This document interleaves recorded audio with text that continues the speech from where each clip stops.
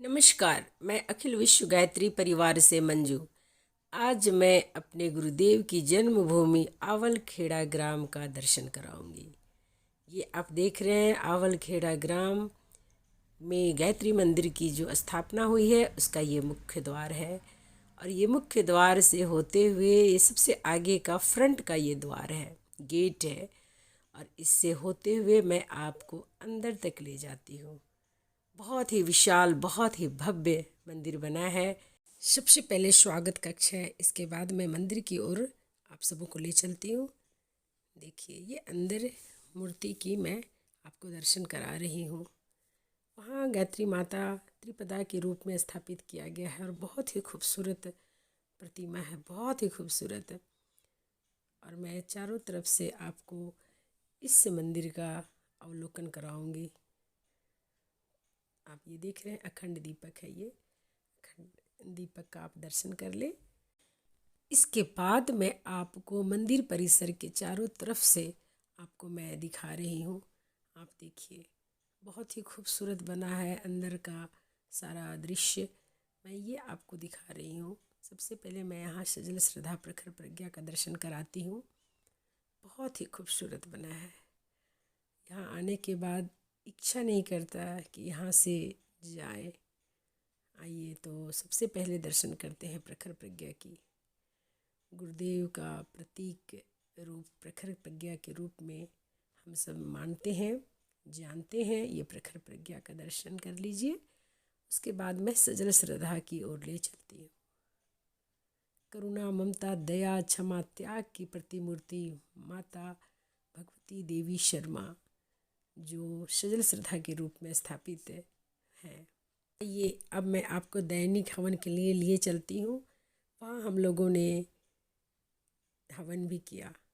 उस दिन काफ़ी बारिश हुई थी, समझ में नहीं आ रहा था, बारिश का सीज़न है नहीं, फिर भी बहुत बारिश हुई। और हम सबों ने फिर मिल करके हवन किया। यज्ञ आदि खत्म होने के बाद हम सबों ने वहाँ के कैंटीन में भी आनंद लिया। बहुत छोटा सा ही कैंटीन है, बट ज़रूरत की सारी सामानें वहाँ मिल जाती हैं अतिथियों के लिए, आगंतुकों के लिए। इसके बाद चलिए आपको हम दिखाते हैं आवलखेड़ा में और भी क्या क्या चीज़ है। आवलखेड़ा में बहुत ही बड़ी राष्ट्रीय गौ विज्ञान कार्यशाला है और यहाँ गाय भी बहुत सारी हैं। मैंने गायों की भी बहुत सारी मैंने वीडियो बनाई, पिक्चर खींची, बहुत खूबसूरत है। चलिए आपको मैं दिखाती हूँ कुछ गायों को जो बहुत अच्छे नस्ल की गाय हैं। मुझे तो पता नहीं है सारी नस्लें, बट किसी ने बताया यहाँ पर शाहीवाल नस्ल की गाय है जो बहुत ही दुधारू होती हैं, बहुत ज़्यादा दूध देती हैं। देखिए आपको गायों के मैं दर्शन करा रही हूँ। गायों के साथ साथ हमने 2-3 बछड़ा भी देखी जो बहुत ही प्यारे प्यारे थे। ऐसा लग रहा था जैसे कुछ ही दिन पहले इन्होंने जन्म लिया है। बहुत ही खूबसूरत थे। उनके साथ हमने कुछ पिक भी लिया। बहुत ही अच्छे गाय थे वहाँ के। हमने गाय को स्पर्श किया। वैसे मैं गाय से डरती हूँ, बहुत दूर से ही मैं रहती हूँ, बट वहाँ की गायों को हमने छुआ, उन्हें प्रणाम किया, बड़ा अच्छा लगा। इतनी गाय सीधी होती हैं। माता गौ माता की जय। अवलखेड़ा में बहुत सारे स्वावलंबन केंद्र भी हैं, जैसे कि जैविक खाद, ये आप देख रहे हैं। ये जैविक खाद के रूप में इसे परिणत किया जा रहा है। इसमें केचुए कुछ डाले जाते हैं गायों के गोबरों में, और ये 27 दिन के अंदर में एक खाद के रूप में परिणत हो जाते हैं। स्वावलंबन प्रशिक्षण केंद्र भी यहाँ चलाए जाते हैं। चलिए आपको अंदर से इसका मैं दर्शन करा रही हूँ। देखिए बहुत सारे यहाँ बनाए जाते हैं स्वावलंबन के तौर पर, जैसे कि शैम्पू, सर्फ, साबुन, ऑयल, अगरबत्ती, ऐसे ही बहुत सारे चीज़ यहाँ सिखाए जाते हैं स्वावलंबन के तौर पर। आप देख रहे हैं। तो गुरुदेव की पावन जन्म स्थली लिए चलती हूँ, जो हाँ जहाँ पर उनका जन्म हुआ था। ये उसका मुख्य द्वार है गांव का, जो अंदर गांव में प्रवेश करने के बाद उनके घर आता है, गुरुदेव की जन्मस्थली।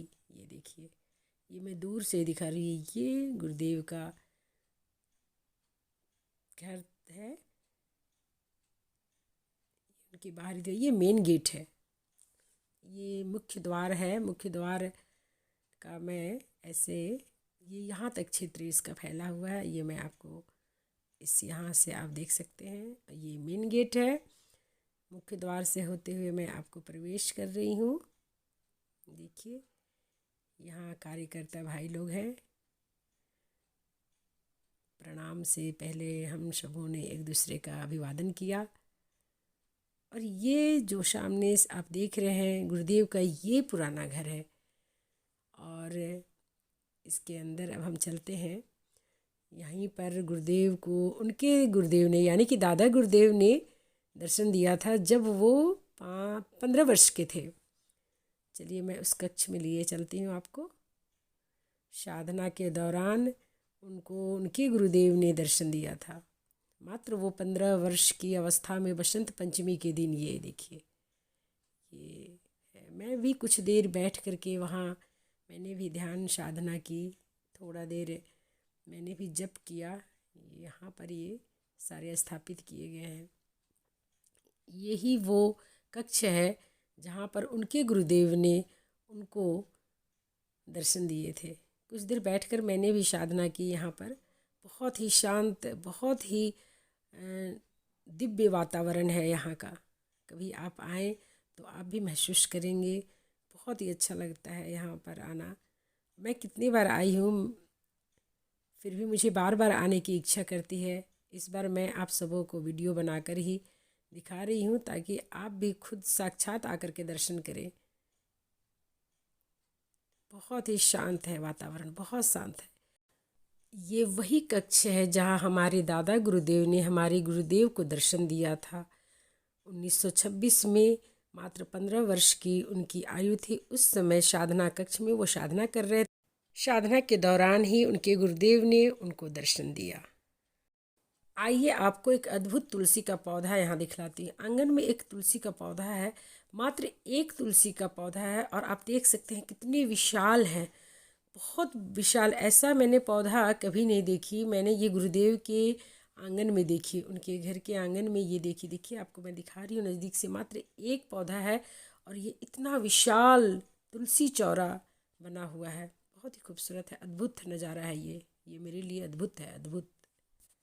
आइए मैं उस कक्ष में लिए चलती हूँ जहाँ गुरुदेव का जन्म हुआ था।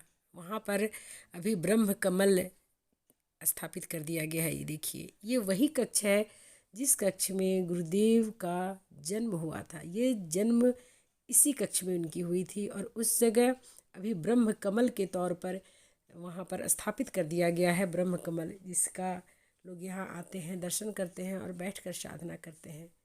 देखिए, इनके कक्ष की पूरे मैं दर्शन आपको अवलोकन करा रही हूँ। कितना खूबसूरत बना हुआ है ये ब्रह्म कमल के चारों ओर। देखिए, बहुत ही खूबसूरत बना है, बहुत ही अच्छा बना है। 2-3 द्वार इसके दिख रहे हैं आपको। देखिए, चारों तरफ से मैं दर्शन करा रही हूँ आपको। ये ब्रह्म कमल यहाँ स्थापित कर दिया गया है। इस कक्ष में ही उनका जन्म हुआ था। ये कीर्ति स्तंभ है जिसका लोकार्पण हम भारत के प्रधानमंत्री श्री पीवी नरसिम्हा राव के द्वारा किया गया था। ये देखिए, मैं चारों तरफ से आंगन का आपको दर्शन करा रही हूँ। इसके बाद मैं लिए चलती हूँ भगवान सूर्य भास्कर की बहुत ही अद्भुत, बहुत ही खूबसूरत प्रतिमा स्थापित की गई है और बहुत ही विशाल कक्ष बना हुआ है। यहाँ हजारों साधक साधना कर सकते हैं आराम से बैठ कर के। देखिए, इतना खूबसूरत भास्कर की प्रतिमा कहीं आपने नहीं देखी होगी। 7 घोड़ों पर सवार भगवान सूर्य अपने रथ पर विराजमान इसमें दर्शाया गया है। आप देख सकते हैं, बहुत ही खूबसूरत है, बहुत ही अद्भुत है। ऐसा हमने आज तक भगवान सूर्य की प्रतिमा का हमने कभी नहीं दर्शन किया है। आप देख लीजिए, बहुत खूबसूरत है। 7 घोड़ों पर सवार भगवान भास्कर की सवारी। यहाँ पर कुछ देर बैठकर हमने भी साधना किया। साधना के पश्चात बहुत ही मुझे शांति अनुभूति हुई। गायत्री जप किया, कुछ देर बैठ करके कुछ देर ध्यान किया। अद्भुत लगा यहाँ पर बैठ करके जप ध्यान करना। कभी आप आएँ तो इस कक्ष में बैठ करके ज़रूर 5 मिनट ही सही, लेकिन आप ध्यान साधना करें, गायत्री जप करें, अद्भुत लगेगा आपको। जैसा कि मैंने महसूस किया, शायद आप भी करें। इस जगह पर आने के बाद ऐसा महसूस होता है कि ये जगह से कभी जाए नहीं, इतना सुकून भरा ये स्थान है। यहाँ बहुत कुछ लिखा हुआ है गुरुदेव के बारे में। आप कभी आएँ तो इससे आप ज़रूर पढ़ें, दर्शन करें। और एक यहाँ कुआं था जो गुरुदेव के ज़माने का है। चलिए आज आपको दिखाती हूँ। ये देखिए, ये कुआं है जो गुरुदेव के समय का ही ये कुआं है। इसे आज भी सुरक्षित रखा गया है, अच्छी तरह से इसे ढक दिया गया है। और ये एक नीम का पेड़ है वहाँ लगा हुआ, जो बहुत ही पुराना ये भी नीम का पेड़ लग रहा है मुझे। मैं 7-8 साल पहले भी आई थी तो ये इस पेड़ को हमने देखी थी, और आज भी इस पेड़ को मैं यहाँ देख रही हूँ। यहाँ एक विशाल साधना कक्ष भी बनाई गई है, और यहाँ की दीवारों पर गुरुदेव का परिचय, उनकी सारी जो गतिविधियाँ उनके जीवन में हुई, सारी बातों को यहाँ दर्शाया गया है। आप देख सकते हैं, बहुत विशाल ये कक्ष है। यहाँ बैठ कर के हजारों साधक साधना कर सकते हैं। और यहाँ गुरुदेव माता जी, गायत्री माता का भी फ़ोटो है। यहाँ पर हमने गुरुदेव के माता पिता का भी मैं फ़ोटो देख रही हूँ। ये यहाँ भी अखंड दीपक के तौर पर दीपक जलाए गए हैं, देख सकते हैं आप। बहुत ही खूबसूरत है। ये देखिए, मैं नज़दीक से आपको दिखा रही हूँ। ये हमारे गुरुदेव के पिताजी हैं, पंडित रूप किशोर शर्मा जी। गुरुदेव, गायत्री माता, माता जी, और ये माता दानकुरी देवी जो हमारी गुरुदेव की माता जी हैं। यहाँ पर उनकी भी फ़ोटो रखी गई है। और ये अखंड दीपक है। ये मैं अब चारों तरफ से आपको गुरुदेव के घर का अवलोकन करा रही हूँ। ये पीछे का हिस्सा है। ये पुराना मकान है गुरुदेव का, जिसे रिमॉडलिंग के तौर पर उसे अच्छी तरह से व्यवस्थित कर दिया गया है। चलिए आपको मैं अंदर ले जा कर के दिखाती हूँ। जब मैं बहुत साल पहले आई थी तो ये मिट्टी की पूरी दीवार थे, आज अच्छी तरह से व्यवस्थित कर दिया गया है। आप देखिए कितने खूबसूरत बना दिए गए हैं, एकदम वैसे ही है, कुछ इसमें परिवर्तन नहीं किया गया है। गुरुदेव के समय में जो जैसा था वैसा ही है, सिर्फ इसे मजबूती के तौर पर इसका अच्छी तरह से व्यवस्थित कर दिया गया है। देखिए, ये एक कक्ष है जिसमें रखा हुआ है, शायद यहाँ गुरुदेव आराम किया करते होंगे, उनके कक्ष के तौर पर ये है। देख लीजिए, इसे पुराने ज़माने में जो छोटे छोटे दीवार में रखने की कोई सामान हुआ करते थे, ये आप देख रहे हैं। और ये उनका परिसर था घर का, बहुत ही अच्छा है। ये सीढ़ी है जो ऊपर जाने के लिए है, बट वो लॉक कर दिया गया है, आप इससे आगे नहीं जा सकते हैं। बस ये यहाँ ख़त्म हो गया। अंतिम दर्शन मैं यहाँ तक आपको मैंने करा दिया। पूरे घर का दर्शन मैंने कराई, पूरा अवलोकन कराया मैंने। कुछ पिक्चर लिया मैंने इस कक्ष का, आप देख सकते हैं। और गुरुदेव द्वारा स्थापित दानकुरी इंटर कॉलेज ये है। यहाँ मैं गई और वहाँ के बच्चों से भी मैंने इंटरेक्ट किया। चलिए आपको दिखाती हूँ, मैं नज़दीक से मैं आपको दिखाती हूँ। अंदर चल कर के मैं दिखा रही हूँ। ये गुरुदेव की ज़मीन थी, उन पर ही उन्होंने अपनी माता जी के नाम से इंटर कॉलेज की स्थापना की थी। चलिए मैं अंदर से आपको मैं दिखाती हूँ। ये अंदर का परिसर है। आज भी यहाँ इस इंटर कॉलेज में लगभग मैंने बातें की 2,500 से 3,000 बच्चे यहाँ अभी शिक्षा ग्रहण कर रहे हैं। आप देख सकते हैं कितना विशाल है ये इंटर कॉलेज। को एजुकेशन है, इसमें लड़के और लड़कियाँ, बालक बालिका दोनों पढ़ते हैं। आपको मैं दिखा रही हूँ, बहुत ही बड़ा परिसर है। एक मैं पीपल का पेड़ का दर्शन कराऊंगी जो गुरुदेव द्वारा वो लगाया गया है। ये देखिए, ये जो पीपल का पेड़ है जहाँ बच्चे बैठे हैं, ये गुरुदेव ने अपने हाथों से लगाया। देखिए यहाँ लिखा हुआ भी है, ये पीपल का वृक्ष गुरुदेव द्वारा लगाया गया है। इस जगह लिखा भी गया है, ये गुरुदेव ने अपने कर कमलों द्वारा पूर्णिमा के शुभ अवसर पर ये रोपित किया था। अद्भुत अद्भुत गुरुदेव द्वारा लगाए गए पेड़ का हम लोगों ने दर्शन किया। आप देखिए, बहुत विशाल है इंटर कॉलेज। ये मैं अंदर में गई और बच्चों से इंटरेक्ट भी हुई थी। आपको उन बच्चों के बीच में आने का, उन्हें कुछ वार्तालाप करने का, उन्हें बताने का मुझे शुभ अवसर मिला। ये मेरे लिए बहुत ही बड़ा सौभाग्य की बात है, बहुत बड़े सौभाग्य की बात है। मैं बहुत ही गौरवान्वित महसूस कर रही थी कि मैं यहाँ आई इस कॉलेज में और मैं बच्चों के बीच में उनसे कुछ बातें की, अपनों से अपनी बातें यानी कि मन की बातें हम सब ने वहाँ के बच्चों के साथ किया।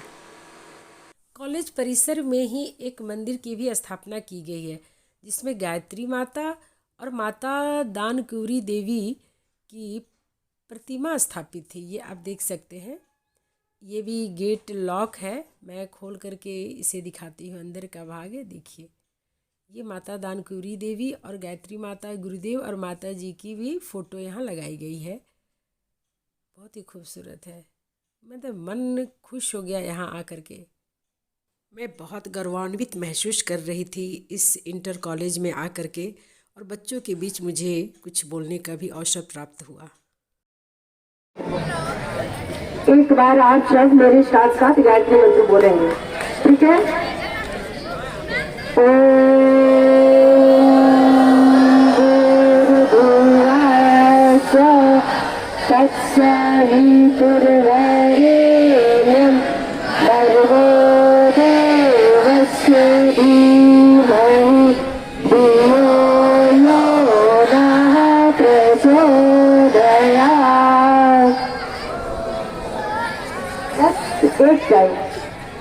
आप लोगों, बड़ा सौभाग्य की बात है मेरे लिए जो मैं यहाँ अपने गुरुदेव के स्कूल में मैं आई हूँ।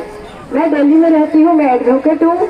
मुझे लगा कि जैसे भैया ने बताया कि मैंने कार्यक्रम के लिए यहाँ प्रिंसिपल सर से मिला और उन्होंने टाइम दिया, तो बड़ी मुझे खुशी हुई। मैंने सोचा कि मुझे भी बच्चों के बीच आना चाहिए, बस थोड़ा विलम्ब हो गया मुझे आने में किसी कारणवश। तो भाइयों बहनों, हमारे छोटे छोटे प्यारे प्यारे बच्चों एवं बच्चियों, मैं प्लांटेशन करती हूँ। पर्यावरण पर मेरा विशेष वर्क होता है और 1 लाख वृक्षारोपण का हमने संकल्प लिया है। 2019 में लिया, बीच में 2 साल कोरोना आ गया जिसके कारण वर्क हमारा कुछ कम हुआ, फिर भी हमने 15,000 प्लांटेशन अभी तक मैंने किया है। अगर मुझे पहले से पता रहता कि मुझे बच्चों के बीच जाना है तो मैं यहाँ की नर्सरी से जाकर के आप लोगों के लिए एक एक प्लांट में गिफ्ट जरूर करती, लेकिन मुझे पता ही नहीं था।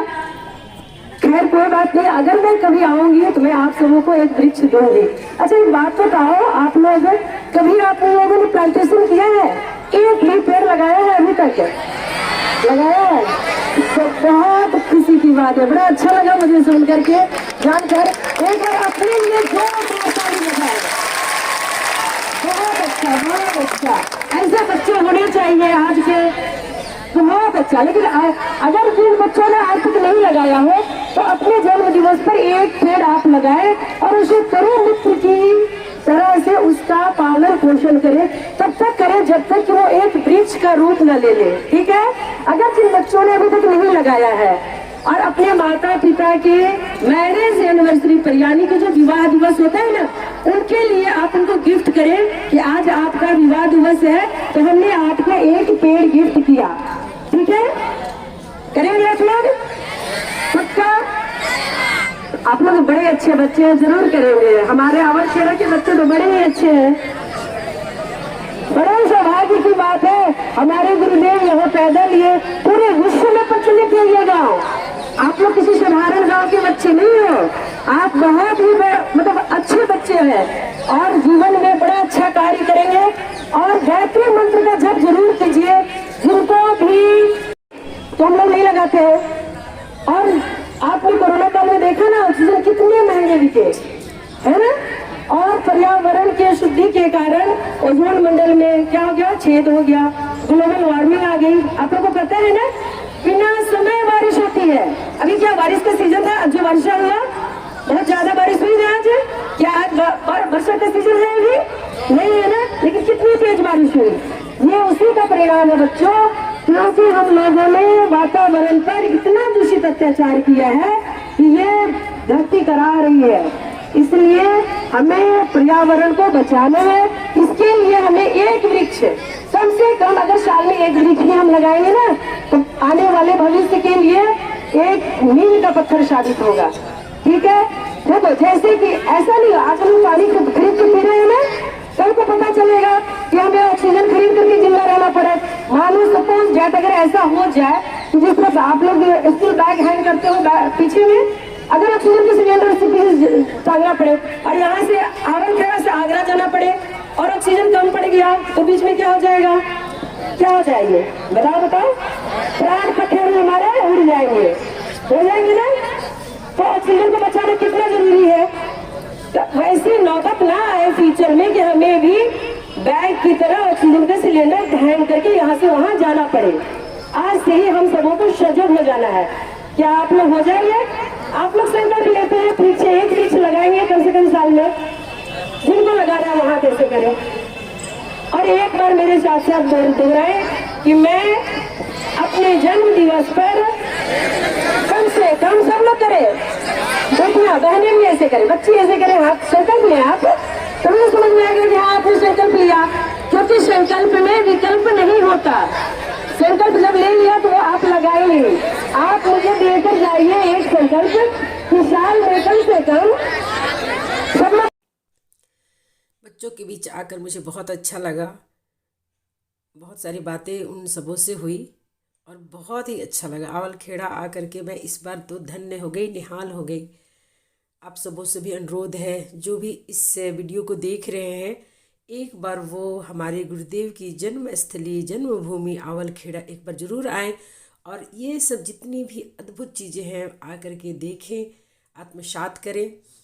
और इससे ज़्यादा मैं क्या कहूँ, आप खुद आएंगे तो खुद महसूस करेंगे कि गुरुदेव के इस ग्राम में क्या क्या चीज़ें हैं। आकर के देख करके आप धन्य हो जाएंगे मेरी तरह, जैसा कि मैं महसूस कर रही हूँ। धन्यवाद, मिलते हैं नेक्स्ट वीडियो में।